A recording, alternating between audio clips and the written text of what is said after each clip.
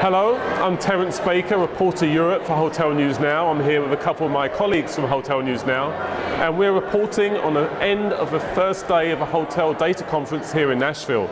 It's been quite feisty in places, and my takeaway is really that we're going to start seeing the cleverest of the clever emerge.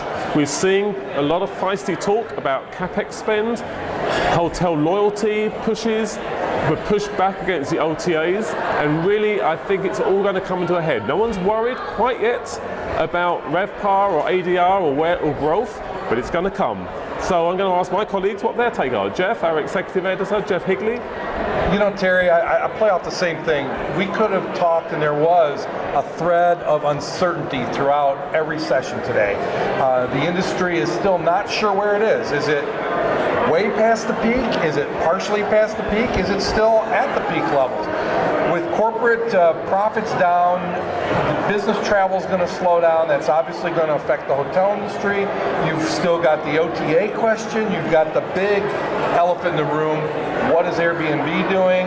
How's that going to affect the industry long term? So uncertainty throughout the ranks, whether it was company presidents, revenue managers, analysts, whatever, it was a common thread, just that whole uncertainty surrounding the industry. Steph, what was your takeaway?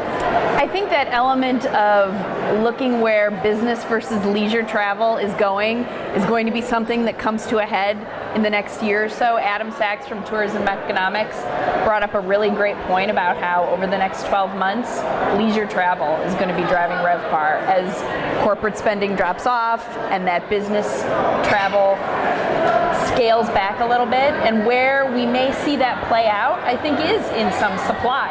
That supply and demand ratio is something that has not gone away, and we've seen some moves in that direction. You know, you see a lot of trends now toward hotels opening that are 130 rooms or fewer, no longer these big convention properties. We see things in upscale select service. That might be the new normal.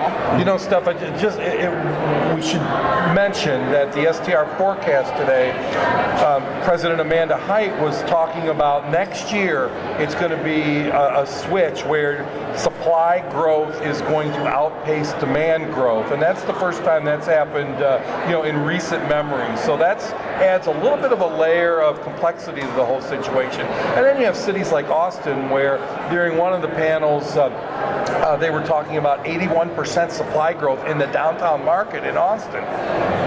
Wow. I mean, again, to me it all comes back to uncertainty, and the clever of the cleverest are going to figure out a way to make it work. Well, thank you both. So there you have it. Just a few snapshots on day one. We'll all be here tomorrow, 500 of us. So be sure to go on hotelnewsnow.com to see our updates and analysis of day one and future for day two. Thanks you so much for listening.